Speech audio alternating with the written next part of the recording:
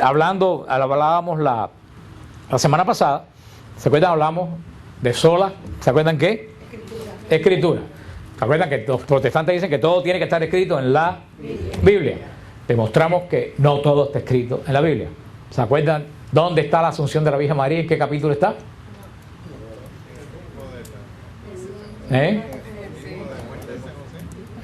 La Asunción de la Virgen María está en el mismo capítulo donde está la muerte de San José. Recuérdense de eso. Como ellos no pudieron demostrar ellos no pueden demostrar que la iglesia no tiene base apostólica, porque la iglesia tiene base apostólica. Como no pueden ellos demostrar que ellos tienen base apostólica, entonces ¿qué hicieron? Desaparecieron la iglesia. ¿Y qué es una teoría protestante? Que la iglesia es, ¿se recuerdan qué cosa? Invisible. Pluf, como un conejo en un sombrero, desaparecieron la iglesia. Ya que no puedo probar que mi iglesia es la de Jesucristo, ¿qué hago? La desaparezco, a la cadabra, y aquí no queda. Lucas 10:16 dice: quien a vosotros escucha, a mí me escucha. Y quien a vosotros rechaza, a mí me rechaza. Y eso lo decía no para nosotros, yo me lo puedo apropiar yo, pero eso no me lo dijeron a mí. ¿Tú sabes quién le dijeron eso? A los 12 apóstoles. No se lo dijeron a ti, a mí, se lo dijeron a los 12 apóstoles. ¿Qué es lo que quiere decir? Que esa promesa se le hicieron a la iglesia, porque la iglesia tiene base apostólica. La iglesia fundada por Jesucristo, no tenemos la menor duda que la iglesia fundada por Jesucristo es el cuerpo de Cristo, cuya cabeza, ¿quién es? ¿Quién es la cabeza? Jesús. Y nosotros somos el cuerpo. Lo dice Efesios 1.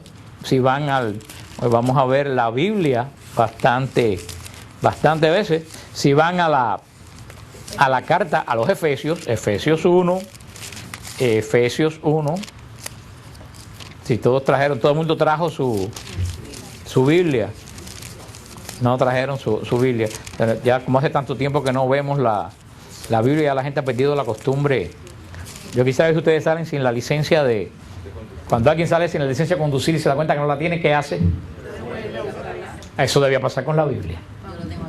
Como dice American Express, no deje la casa sin ella. Yo tengo una en mi carro y otra en mi casa. Efesios 1, versículo 22, dice, Efesios 1, 22, sometió todo bajo sus pies y lo constituyó cabeza suprema de la iglesia, que es su cuerpo, la plenitud del que lo llena todo. ¿Qué es lo que dice Efesios 1, 22, 23?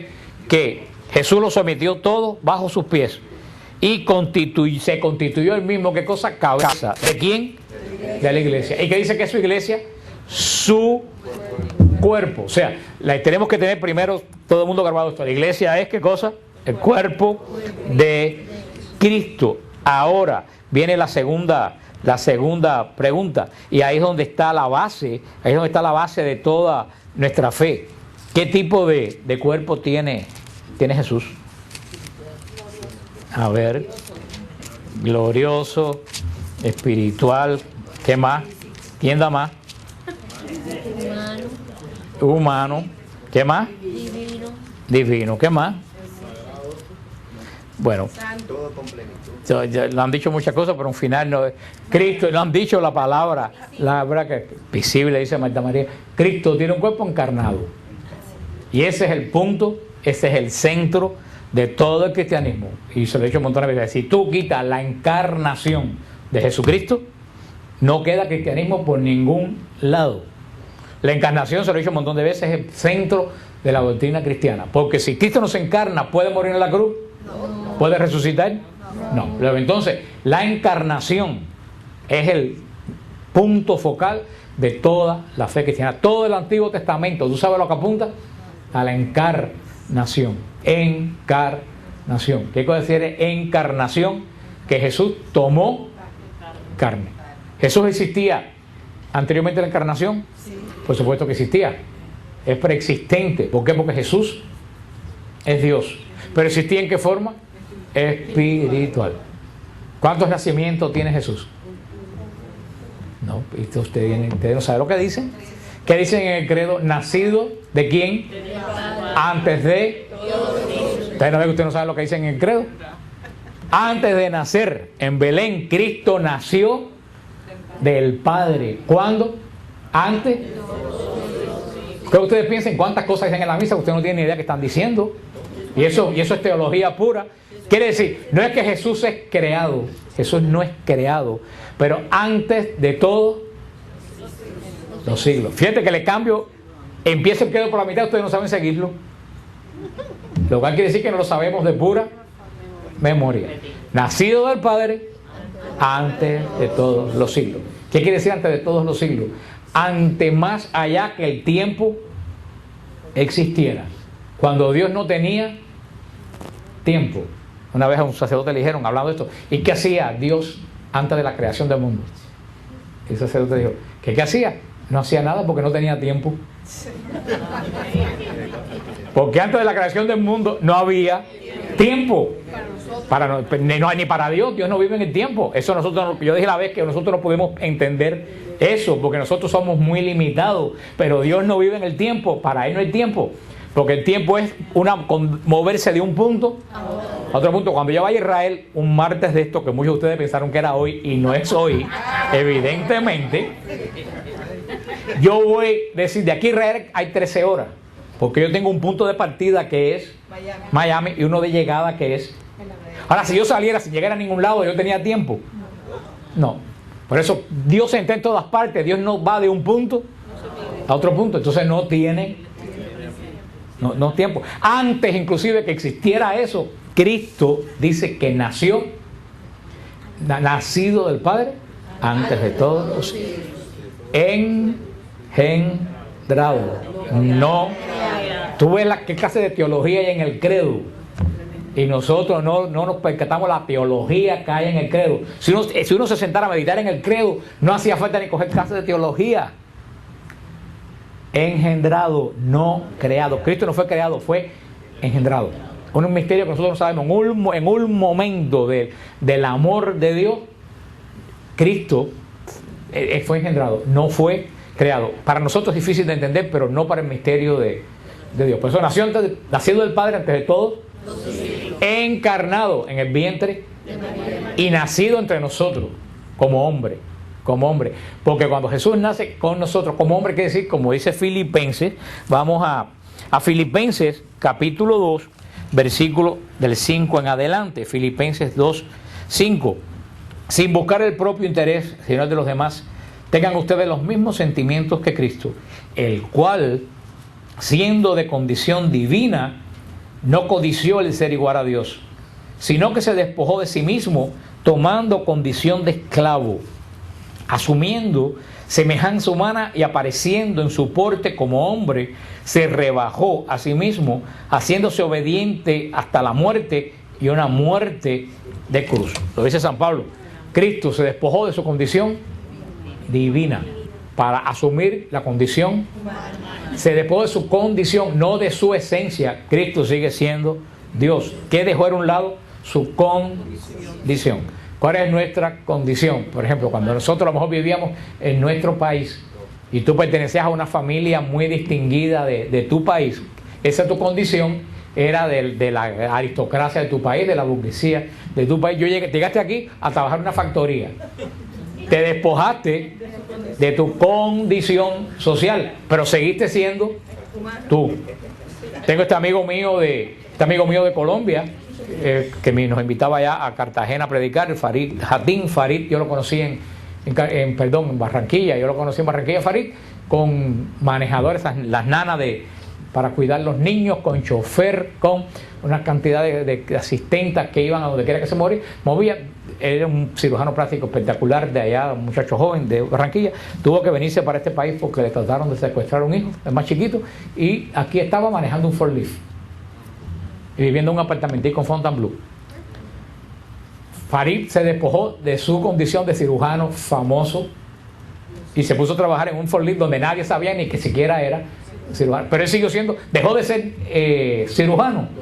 No, él se despojó solamente de su condición de social ser humano. Eso es lo que hizo Cristo. Cristo se despojó, diríamos, de su condición divina, de sus prerrogativas de Dios, de no cansarse, de no ponerse bravo, y se asumió nuestra condición humana, menos en el pecado. También lo dicen, usted puede leer el capítulo de San Lucas, versículo 7. O sea, tenemos que tener una cosa bien simple. Cristo es encarnado. Se hizo un igualito que nosotros, por lo tanto se hizo ¿qué? Visible. Cristo se hizo visible. Cristo, los apóstoles lo veían como un cuerpo visible. Jesús, y eso también lo estudiamos cuando estudiamos el credo, tiene dos naturalezas que no pueden ser divididas. ¿Cuáles son las dos naturalezas que tiene Jesús? Divina y humana. Jesús tiene esas dos naturalezas, están en Jesús totalmente unidas. ¿Se recuerdan cómo se llama esa unión de esas dos naturalezas? Unión y hipostática. Unión hipostática, hipóstasis. Quiere decir que la naturaleza humana de Jesús con la divina está tan ligada que tú no sabes dónde termina una y dónde comienza la otra. Es como si ustedes cogieran aceite de oliva y aceite de girasol y lo mezclaran en un solo pomo. Dime tú cuál es el de oliva y cuál es el de girasol. No hay forma que ustedes ni lo puedan separar ni lo puedan distinguir, porque todo así en Cristo, la humanidad y la divinidad. Decían los teólogos, todo lo humano de Cristo es divino y todo lo divino de Cristo es humano. Esa unidad de Cristo totalmente divino y totalmente humano, totalmente unida. ¿Cómo se llama? Unión hipostática. Entonces Cristo tiene una naturaleza, podríamos decir, está unida, pero podemos decir que tiene una naturaleza que se ve y una naturaleza que no se ve. ¿Cuál es la naturaleza de Cristo que se ve? Pero acuérdense que la humana es divina también. Pero esa la podemos decir, la humanidad de Jesús está ahí. Cuando lo vieron caminar por Galilea. Pero sin embargo tenía una parte también que no se veía. ¿Cuál era? La divina. Los hombres que veían a Jesús en Nazaret, que veían a Jesús, pensaban, ¿qué decían? Ese no es el hijo del carpintero. O sea, no veían en él nada extraordinario. Un hombre hasta que comenzó a hacer signos. Pero mientras, si lo veían caminando por la calle, no tenía una aureola, ni tenía, como alguna gente que echan escarcha y plumas, y no tenía nada de eso. Mira, a mí ahorita tocando aquí se me cayó un diamante. Así que si alguien lo quiere para mi proceso de canonización, lo puede. Yo no sé dónde cayó, me dice así, me cayó, digo yo, ojalá fuera de verdad. Parece que anduve por algún lado, abajo de la capa de algún santo, me cayó en la cabeza un diamante. Menos mal que no fue otra cosa, que fue Por eso, la iglesia, y quiero que entiendan esto, la iglesia que acabamos de leer en Efesios, la iglesia es el cuerpo y Cristo es la cabeza. Entonces la iglesia también tiene dos naturalezas, porque Cristo tiene dos, y el cuerpo no puede ser diferente a la cabeza, aunque las cabezas de algunos no tienen nada que ver con el cuerpo. Pero bueno, eso es la parte humana. En la parte divina, si Cristo es la cabeza, el cuerpo tiene que ser igual. Si Cristo, ¿qué es la cabeza? Ahora está hablando espiritual, no quiere decir que la iglesia tiene la cabeza de Cristo puesta arriba. Quiere decir que nosotros, en una forma mística, nosotros somos el cuerpo de Jesús. Así como la cabeza dirige el cuerpo, así Jesús dirige la iglesia. Si Jesús tiene dos naturalezas, la iglesia, que es el cuerpo, también tiene que tener dos naturalezas. ¿Ustedes no ven la lógica de eso? La iglesia como Cristo tiene que tener una naturaleza divina y una humana. De esas dos naturalezas, una se ve de la iglesia. ¿Cuál es la que se ve? Que somos nosotros. Y tiene la naturaleza divina, que no se ve. ¿Cuál es la naturaleza divina? A ver. El Espíritu Santo, que está santificando toda la iglesia y dándole vida. Ustedes ven, ustedes entienden lo que yo les digo. La iglesia tiene dos naturalezas, una invisible, que no se ve, que es la divinidad, y una visible, que se ve. Eso lo explica inclusive la Sagrada Escritura. Fíjate cuando dice Efesios 5, del 25 al 29. Maridos, amad a vuestras mujeres, como Cristo amó a la iglesia, y se entregó él mismo por ella, para santificarla, purificándola con la palabra en el baño del agua. Es lo que dice, a fin de presentarla delante de sí mismo, como iglesia gloriosa, sin mancha, ni arruga, ni nada semejante, sino santa o inmaculada. Esto lo leen, a mí me da risa porque esto lo leen en las bodas. Porque pensando que se refiere al matrimonio, y no se refiere al matrimonio, se refiere a Cristo y a la iglesia. Y a la iglesia. Pero fíjate lo que dice, a fin de presentarla delante de sí mismo como iglesia que gloriosa, sin mancha, sin arruga, ni nada semejante, sino santa e inmaculada. ¿A qué naturaleza se refiere eso de la iglesia? A la divina.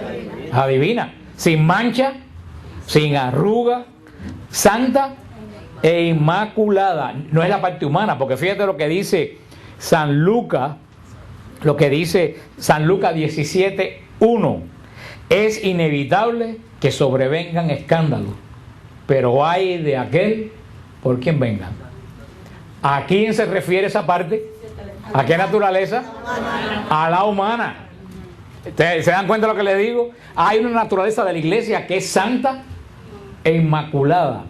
Como el hecho que han dicho ustedes que la santidad de la iglesia no viene de la suma de la santidad de nosotros. La santidad de la iglesia viene de la santidad de Dios. Esa es la parte que no se ve de la iglesia, pero dice Cristo, tienen que haber escándalo. Pero hay. Cuando Cristo dice hay, hermano, agárrense. Hay de quien los provoque. Hermano, cuando digo esa palabra, yo doblo rodillas por los sacerdotes. Hay que orar por los sacerdotes. Y algunos piensan que el escándalo de los sacerdotes es los escándalos sexuales. Eso es mínimo en el sacerdocio. En Estados Unidos no llegaron ni a 0.1% de todo el clero, los escándalos sexuales. No llegaron a 0.1, yo tengo la estadística. No llegaron a 0.1. No debió haber habido ninguno. Pero si en Miami el 0.1 de la población tiene catarro, ¿quiere decir que hay una epidemia? No. 0.1, estoy seguro que hoy en momento hay más de 0.90% de Miami con virus. Y no hay estado de epidemia, ni nadie dice que Miami está en cuarentena. 0.1 de los sacerdotes de Estados Unidos fueron acusados, no fueron probados, fueron acusados. De ahí quita a los que son. Pero hermano, hay otro problema muy grave en el clero que también es escándalo. Hay otras muchas cosas que es escándalo. Y no voy a decir santo para que nadie se asuste y no le entren temblores a nadie, pero lo que va de semana me he enterado de 2 casos que han ido a buscar sacerdotes para ver a moribundos que se están muriendo y han dicho que están muy ocupados, que no pueden ir. Hermano, eso es escándalo grave. En mi época, a la hora que le tocaban la puerta a un sacerdote, salía corriendo porque para esa persona que se está muriendo es de vida. Si alguna de esas personas se murió sin asistencia espiritual, hermano, yo no quiero estar por los alrededores del sacerdote que negó esa asistencia espiritual. Eso sí es un escándalo. Eso sí es un escándalo. Y otro cuento que me hicieron, una persona que se fue a confesar, estaba en la línea para confesarse, el sacerdote pensó que se había terminado y salió cuando y volvió a entrar. Eso es escándalo. Como escándalo también damos nosotros a otros niveles, con más genio, con malas respuestas, y después dice todo el mundo, mire, se va a la iglesia, eso es católico. Dice Cristo, en la iglesia tiene que haber escándalo, pero hay de quien los provoque. Ahora, el día 10, el viernes, se ordena un muchacho que prácticamente digo que es hijo espiritual mío. En el sentido que yo lo conocí a través de EWTN hace muchos años. Tenía 18 años y yo le llamé varias veces a la Argentina. Y al fin entró en el seminario y al fin se ordena el viernes, se ordena el sacerdote. Y tengo otro regalo por ahí que se ordena en noviembre. Pero yo conozco a Alex desde que era un muchachito. Y yo se lo dije. Tú mira a ver, pero tú tienes que ser un sacerdote santo. Y le mandé el texto de Ezequiel, que dice, ay de los malos pastores que se comen a sus ovejas y se alimentan con ellas. Le pediré cuenta pelo a pelo de la oveja que se perdió. Le dije, Alex, lee todos los días este texto. Y procura ser, no seas un profesional del evangelio, sea un pastor de tus ovejas. Pero eso que se me fue santo del cielo con esto que le estaba diciendo, queda claro que esto que dice Jesús es inevitable que sobrevengan escándalos, pero hay de aquel que los provoca. Eso no se aplica al lado divino de la iglesia. ¿Se aplica a quién? Al lado humano. La iglesia tiene dos naturalezas. ¿Ustedes habían pensado eso? No, yo tampoco, hasta que me paré. Qué descarado tú eres, que tú si te voy a dar con la Biblia en la cabeza y con la cruz de San Benito, te voy a dar en la cabeza a ti. Mira, a la gente de la televisión que estoy jugando no vayan a pensar que yo le doy golpe a la gente aquí, que sería lo último. Escándalo, estoy dando escándalo. Yo, mira, Fran maltrata a la gente que va al grupo. Fíjense, hermano, cuántas debilidades rodearon al grupo de Jesús. Uno lo traicionó. O sea, Judas Iscariote. Uno lo negó, no una vez, lo negó 3 veces. Otro dudó de él. ¿Quién? Tomás. Si no veo, no. Todos se alejaron de él el viernes. Mira tú cuántos escándalos rodearon el grupo que convivió con Jesús. Ahora imagínate, 2000 años después, sus sucesores. Pero hemos hasta ahora visto algo usando el sentido común, que es el menos común de los sentidos. Resumiendo, Jesús tiene una sola naturaleza divina y una sola naturaleza humana. Ambas en posesión de una sola persona. Y ahora yo me preguntaría, ¿cómo es esa persona? Entonces, ¿Jesús divina o humana? Pudiera decir que hay dos cosas, pero yo diría que es divina. Porque Jesús es Dios con dos naturalezas, pero él es totalmente Dios, es Dios. La naturaleza humana de Jesús se divinizó también. Pero bueno, para no enredarle más de lo que están enredados, vamos a quedarnos con las dos, porque ya veo algunas caras ahí, como dice, está echando diamantes hoy. Por lo tanto, las dos naturalezas de Cristo no pueden ser separadas una de otra. Por lo tanto, la iglesia, su cuerpo, posee igual las dos mismas naturaleza. Un lado es santo e inmaculado, mientras el otro es de humano y de pecadores. La santidad está en la parte divina y los pecados están en la parte humana. Después de todo esto que hemos dicho, viene la pregunta: ¿cuál es el propósito de la iglesia? A ver, despachen, entonces digan cuántos disparates a ustedes se les puede ocurrir. ¿Cuál es el propósito de la iglesia? A ver. Bendito sea Dios, bravo. No tanto, le voy a dar punto porque lo dijeron cerca, aunque no es la misión de la iglesia. Óiganlo bien, claro que es santificarnos, pero la misión principal de la iglesia, es salvar pecadores. Claro que es santificarnos, como dijo Mirta, pero la misión esencial de la iglesia es salvar pecadores. ¿Ustedes se han puesto a pensar en eso? Porque pensamos que la misión de la iglesia es yo ir a la iglesia, yo como gal, cantar en el coro. La misión de la iglesia es salvar almas. Y mientras peores sean, más trabajo tiene. Así que aquí no hay excusa. Si no, si fulanito es un perdido, ese es el primero que tú tienes que... Y mientras más tú pienses que más sinvergüenza es, más empeño tú tienes que tener en salvar esa alma que es un sinvergüenza, y que tú dices, ese no lo arregla ni el médico chino, ese es tuyo. Ese es tuyo. Tienes que comenzar con la... Nosotros no pensamos eso, decimos, ese no tiene arreglo, ¿qué es lo que hago? No tiene arreglo. Si ese no tiene arreglo, ese es el que tú tienes que orar por él, porque nuestra misión, y a la iglesia se le ha olvidado eso. Nosotros estamos aquí para congregar, no hay que bien nos sentimos aquí. Nosotros, la misión de la iglesia, cuando digo iglesia, no es del Papa ni los obispos, somos de cada uno que están aquí. ¿Cuál es la misión principal de ustedes? Salvar pecadores. Grábense eso, pero hoy en día no se habla de eso. Hoy en la iglesia no se habla de eso. La misión de la iglesia es salvar, y mientras peores sean, más hay que no desafarse el carro. Ahí es donde hay que meter. Para mirar cómo trabaja la naturaleza humana. Fulano sin vergüenza, lo mejor que hago es olvidarme del asunto porque ese no lo arregla. No, al contrario, ese es el que tú tienes que... Y si tú sabes que es bien sinvergüenza, el Señor te lo puso para que oraras más todavía por él. Ese es el alma tuya. Y esa es la que tú vas a presentar el día de juicio delante de Dios, cuando todos tus pecados salgan, hasta los pecados que tú no sabes, qué es lo que tú vas a hablar, todo eso. Mira, Señor, todo esto yo Yo los rescaté con mi oración, con ayuno, predicándole y todo eso van a decir, sí, Señor, ella o él lo hizo. Lo hizo. Por eso, ay de aquel. Por eso me pregunto, vuelvo a repetir, yo estoy en las repeticiones como en las clases de Termina en catecismo. ¿Cuál es la misión de la iglesia? Salvar pecadores.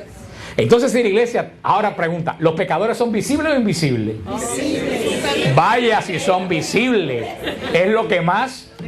Tú pones un santo y un pecador y el santo se desapareció. Nadie se fija. ¿En qué se fija todo el mundo? Pecador. Miles de sacerdotes santos. ¿Y en quién se fija la gente? En el sinvergüenza.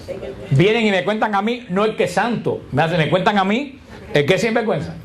Entonces, ¿cómo la iglesia invisible va a salvar pecadores visibles? Ustedes me pueden explicar cómo invisiblemente se va a salvar a gente que son tremendamente visibles. Lo dice Romanos 10 del 13 al 15. Romanos 10 del 13 al 15. Pues todo el que invoca el nombre del Señor se salvará. Ahora bien, ¿cómo invocarán a aquel en quien no han creído? ¿Y cómo creerán en aquel de quien nada han oído? ¿Y cómo irán sin que haya quien les predique? ¿Y cómo predicarán si no han sido enviados? Hermanos, ¿cómo eso que hemos visto? ¿Qué es lo que hemos visto? Creer, predicar, enviar. ¿Cómo se puede hacer eso? Invisiblemente. No, es que la iglesia es visible. ¿Cómo yo puedo predicar? Yo puedo predicar aquí. Si yo no hubiera venido hoy, yo puedo predicar aquí invisiblemente. ¿Usted imagina que yo mandara a mi espíritu a predicar hoy aquí y me quedara en mi casa? No, que no hubiera nadie aquí. El punto que yo les quiero hacer llevar esto. No. Pero es que es verdad que no estoy. Parece que estoy jugando, pero no estoy jugando. No estoy haciendo chiste, aunque parece que estoy haciendo chiste. Yo estoy llevando a ustedes a pensar que la iglesia es altamente visible, porque tiene funciones que son visibles. Porque si esas funciones no son visibles, no llegan a los demás, porque hay que orar para que los pecadores se conviertan, y para eso están las monjas de clausura orando por la conversión de los pecadores. Pero para que esos pecadores se conviertan, tiene que haber alguien visible que vaya y le transmite la oración que ellas están haciendo, porque si no, Cristo no hubiera dicho vayan por el mundo predicando el evangelio, porque tiene que haber, como dijo el Papa, son los dos pulmones de la iglesia, uno que ora y uno que predica. Alguien que le falta alguno de los pulmones puede vivir, pero vive medio cachicambiado. No puede hacer lo mismo que hace una persona que tiene los dos pulmones. Eso le pasa a la iglesia cuando falta uno, otro. La oración o la predicación. Ni uno ni otro, es una combinación de los dos. Por eso la iglesia tiene predicadores visibles. Los apóstoles eran invisibles. Predicaban en iglesias invisibles. De San Pablo dijera, voy a escribir la carta, epístola a la iglesia que no se ve. Para ustedes tiene sentido eso que yo le estoy diciendo. La palabra iglesia, eclesia, se menciona 74 veces en el Nuevo Testamento solamente. Iglesia, eclesia, se pronuncia 74 veces. En el Antiguo Testamento, la palabra usada para iglesia era asamblea. No existía la palabra iglesia, era la palabra asamblea. Se pronuncia 110 veces la palabra asamblea en el Antiguo Testamento. La palabra congregación se pronuncia 330 veces en el Antiguo Testamento. Ahora, para los creyentes de la Biblia, de la sola escritura o de la Biblia solamente, como dicen los protestantes, la palabra invisible. Si creemos en la sola escritura, hablamos la semana pasada, si creyéramos en la sola escritura, la Biblia tenía que hablar de qué cosa. ¿Ustedes creen que tenía que hablar la Biblia? De iglesia que invisible. Porque es que dice la sola escritura que todo tiene que estar escrito aquí. Según ellos, la asunción de María no pasó porque no está escrita aquí. Lo que entonces, siguiendo esa forma de razonar, si la iglesia es invisible, este libro debería decir que la iglesia es invisible. invisible. No hay un solo versículo de la Biblia que se encuentre la palabra invisible ligada a la palabra iglesia. La palabra invisible aparece en toda la escritura en 7 versículos. Aparece la palabra invisible y ninguno está ligado a la iglesia. Si lo quieren anotar, la palabra invisible está en Romanos 1:20, en Colosenses 1:15, 16, en Primera de Timoteo 1:17, en Hebreos 4:13, 11:3 y 11:27. Búsquenlo. Nada tiene que ver. La palabra invisible no está ligada para nada a la palabra iglesia, congregación. Por lo tanto, para un creyente de sola escritura debe ser muy difícil encontrar. Si tú le preguntas dónde dice en la Biblia que la iglesia es invisible, definitivamente no encuentran ese pasaje. Ahora, pero es muy curioso, yo siempre he dicho, las hermanas de otras iglesias tienen una doble moral para medirse ellos, para medir a la iglesia católica. Cuando se encuentran con un católico, ¿qué es lo primero que te dice? ¿Dónde está escrito en la Biblia? Pero entonces cuando tú le pides a ellos dónde está escrito, ellos dicen, no, es que eso es interpretativo. Entonces ven acá, explícame. Cuando tú le dices, te dicen, no, Jesús tuvo hermanos porque está escrito aquí, mira, Marcos, los hermanos de Jesús. Tú dices, bueno, eso quiere decir pariente. No, aquí dice hermano. Entonces cuando llega a la Eucaristía, tú le dices, mira, aquí dice mi carne es verdadera. Dice, no, pero eso está hablando en sentido figurado. Ven acá. Eso es una doble moral. O todo se coge simbólicamente, o todo se coge a pie de la letra. Tú no puedes coger una cosa a pie de la letra y la otra cosa como simbólica. ¿Usted entiende lo que le estoy diciendo? Y que eso pasa también con la sola escritura referente a la iglesia visible o invisible. Tenemos que tener bien claro, aunque seguimos la semana que viene, el concepto protestante. Porque una vez a mí, cuando yo estaba en los primeros pasos del Señor, hasta yo me tragué el cuento. Yo dije, hasta es un mapa, ¿verdad que sí? Que la iglesia es invisible, porque hasta, son tan convincentes que hasta yo me lo llegué a creer. Tenemos que tener bien claro, porque eso tiene un poder tremendo de convencimiento. El concepto protestante de iglesia invisible no es bíblico. ¿Tienen eso claro? Y tienen que decirlo protestantes, enséñame dónde está. Ojo, porque ellos son... Ay, no, que iba a decir, van sagaces como su padre, pero no averigüen qué padre es el que yo iba a decir y no lo debo decir porque es muy mal. Ellos te van a decir, mira, aquí dice que la iglesia es espiritual. Espiritual no es lo mismo que invisible, porque yo soy espiritual y muchos de ustedes, o casi todos ustedes son espirituales y ninguno de nosotros somos invisibles. No se traguen el concepto de que espiritual quiere decir invisible. Hay muchas cosas espirituales que se ven, y recuérdense en el retiro acá que fuimos a Tampa, que hubieron cosas espirituales que se oyeron.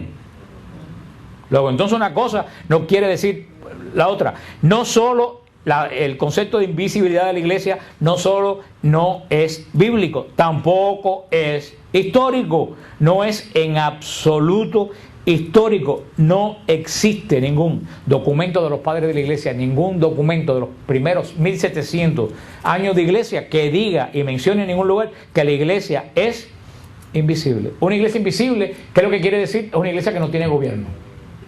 Ahí es donde viene el punto. Ellos dicen que la iglesia es invisible para decir que no está sometida a ningún gobierno. Entonces, si la iglesia no hubiera estado sometido a un gobierno desde el siglo I, el cristianismo ya hubiera desaparecido. Basándose en algo que dice la Biblia, que yo repito mucho. Dios es Dios de orden. ¿Y cómo se va a mantener el orden cuando no hay una cabeza que la mantenga? Van a decir, la cabeza es Cristo. Ay, Señor. Claro que yo creo que la cabeza es Cristo, pero basándose en el contexto de ello, entonces hay 34,000 cabezas diferentes y cada cual hablando para el cuerpo de Él o para el cuerpecito de Él. No se puede decir en absoluto que nadie puede gobernar una iglesia invisible. Jesucristo estableció definitivamente un cuerpo visible. Y eso es muy sencillo. Jesús podía haber hecho la redención solo. Él solo necesitaba algunos de los 12 inútiles que se buscó, bueno, 11. Necesitaría los 11 inútiles que se buscó para la redención. Si a la hora de la redención lo dejaron solo. Dime tú, Jesús no necesitaba para nada a los 12 apóstoles, ni a Juan no necesitaba. ¿Para qué necesitaba Jesús a los 12? Para fundar su iglesia. No para redimirla, para fundar su iglesia. Porque la iglesia sí es visible. Y por eso tuvo que buscarse un grupo que fuera visible para cuando Él se fuera a interceder delante del Padre, dejar un grupo que fuera visible. Y ese grupo visible tampoco le dijo, arriba, a predicar, a fundar la iglesia por ahí. Le dijo a los 12, tú eres Pedro, y sobre esa piedra, y las puertas del infierno no podrán prevalecer contra ti. Y le dice, antes de subir a los cielos, apacienta mis ovejas, apacienta mis ovejas, apacienta mis ovejas. O sea, es una iglesia visible con una cabeza visible que tiene que responder delante de Él. Oren por el Papa, porque si un sacerdote de escándalo, imagínate los papas que han dado, no, gracias a Dios hace cientos de años que no tenemos, pero los papas que han dado escándalo, hay que orar por ellos, porque sabe Dios que todavía deben haber muchísimos por el purgatorio todavía, si no fueron a parar a otro lugar, porque el Papa no tiene garantizada la salvación. El Papa, un ser humano delante, no se equivoca en moral y en fe, pero personalmente se puede ir para el infierno como cualquier otro y con más facilidad que todos nosotros. ¿Por qué le van a pedir cuenta? De toda la iglesia, mientras que a nosotros vamos a pedir cuenta de los 4 o 5 que nos rodean. Por eso, en Juan 14, 16, 17, lo que acabo de decir, Juan 16, 12, en Hechos 20, 28, Cristo hace una iglesia apostólica que es, fíjate si es así, que cuando se ahorca Judas, se podían haber quedado los 11, ¿no es cierto? Sí. ¿Y por qué inmediatamente qué es lo que hacen?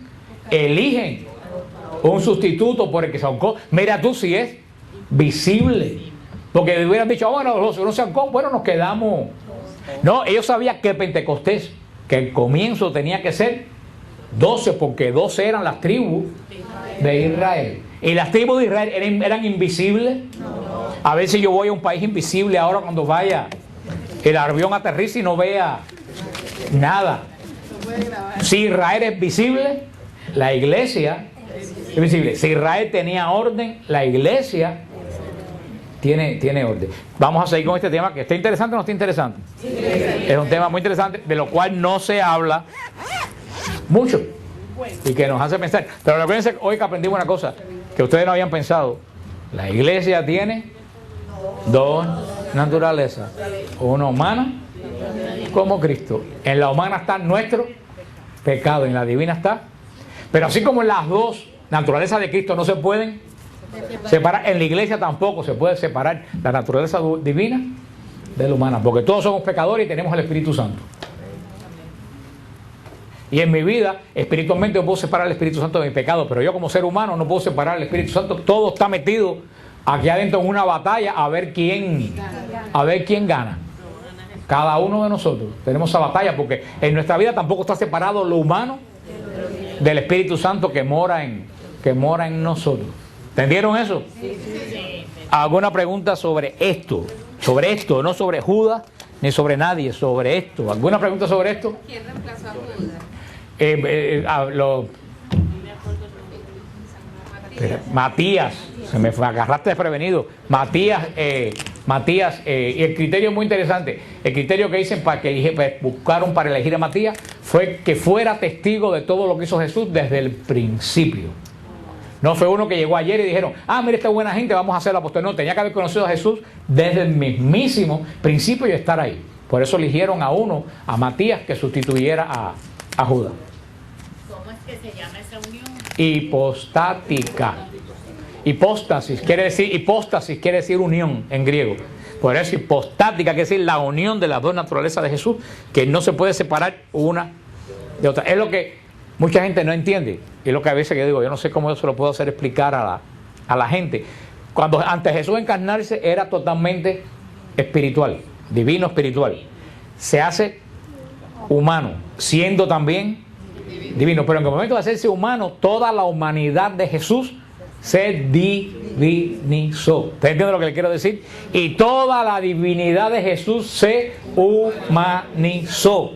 Por eso, cuando dicen los protestantes, no, porque María es la madre de Jesús, pero no es la madre de Dios. Digo, pero ¿cómo puede ser María la madre de Jesús y no ser la madre de Dios si Jesús es todo humano, pero es todo divino? Jesús, desde el primer momento de la concepción, ya Jesús era totalmente, desde que había una célula nada más ahí, y esa célula era totalmente humana y totalmente divina. ¿Cómo tú decir que María no es la madre de Dios? Y que quien parió María fue verdaderamente... Ellos dicen, no, es la parte de Jesús, como si Jesús fue... Y eso es una herejía. Hay una herejía sabelianismo del siglo III que decía que Jesús era un cascarón humano donde la divinidad se metió adentro. Vaya, que era un hombre que el espíritu fue reemplazado como una posesión. Entonces decía que antes de la cruz la divinidad se fue y murió Jesús hombre. Por eso es que el concilio de Éfeso dice, no, María es la Teotocos. María es la madre de Dios. Cuando María pare, hay gente que dice, ay, que no, que la palabra técnica es parir. Dar a luz, María no es un foco. No, eso es un eufemismo que se ha puesto para decir, la palabra parir no tiene nada de feo, porque es una palabra bella. Cuando María parió, han dicho, ay, pero María parió. Cuando María parió a Cristo, parió toda la segunda persona de la Santísima Trinidad en cuerpo, sangre, alma y divinidad. Eso es lo que ellos no acaban de... No es que la iglesia diga que María creó a Dios. La iglesia no dice que María creó a Dios. Dios es preexistente. María engendró. Es la única vez en la humanidad, en la historia del cosmos, que Dios se hace uno como a nosotros. Eso, por eso, y cuando Jesús resucita, y eso es la belleza cuando Jesús resucita como Dios, vuelve a asumir su dignidad de segunda persona de la Trinidad con toda la prerrogativa de adoración de los ángeles, de la iglesia, pero sigue siendo hombre. Por eso cuando Jesús entra delante del Padre, después de la ascensión, es primera vez que un hombre entra al lugar donde nadie había entrado, a la presencia de Dios. Quiere decir que nosotros tenemos un embajador delante de... Tenemos uno que es igualito que nosotros, que entiende lo que es estar frustrado, porque Dios Padre, aunque lo sabe todo, no puede entender el pecado. El pecado es ajeno a Dios Padre. ¿Ustedes se han puesto a pensar eso? En Dios no hay pecado. La muerte, ¿cómo Dios va a entender la muerte si en Él no hay muerte? Por eso Jesús no hace pecado. Jesús carga el pecado. Él carga el pecado. Jesús no cometió pecado, pero sufrió las consecuencias. Cuando uno comete pecado y uno tiene conciencia espiritual de quién es Dios en tu vida, ¿cómo tú te sientes después? Tú dices, no tengo arreglo, yo no sirvo, ¿cómo yo fui capaz? Esa angustia la sintió Jesús en la cruz sin haber cometido pecado. Esa angustia, la angustia de toda la humanidad. Si tú con tu pecado no puedes, imagínate que Jesús en la cruz, por eso es que gritó, ¿por qué me has abandonado? Porque Cristo sintió el abandono que siente el pecador cuando cree que ya lo que hizo no tiene remedio. O sea, ese que entiende lo que es sentirse frustrado, lo que es ponerse bravo y botar a puntapié a la gente de un lugar, lo que es cuando está frustrado, que dice, hasta la zorra tienen una madriguera y yo no tengo donde recostar la cabeza. Cuando le dice a los apóstoles, pero ni un minuto ustedes han podido orar conmigo. Ahí tú te notas que esta es la humanidad. Una persona que siente todo eso está ¿dónde? Delante del trono de Dios. O sea, Dios no es ajeno a lo que nosotros sufrimos. Podemos decir, Dios está allá arriba y no. Cuando tú le dices, Señor, mira cómo estoy enfermo, tengo cáncer. Cristo va a decir, bueno, tú tienes cáncer, pero te vas a morir en un hospital con aire acondicionado, con morfina y con sábanas blancas. Pero yo morí en la cruz sin poder recostar la cabeza al madero. Dime tú si no te va a entender. Y ese entendimiento de Jesús es lo que hace la oración de Jesús delante del Padre poderoso, que ya Dios no es ajeno al hombre. Dios se hizo uno igualito que nosotros y nos entiende a través de Jesús. Esa es la unión hipostática. Jesús resucitado, resucita como verdadero Dios y como verdadero hombre. Jesús no deja de ser humano resucitado y sube al cielo siendo totalmente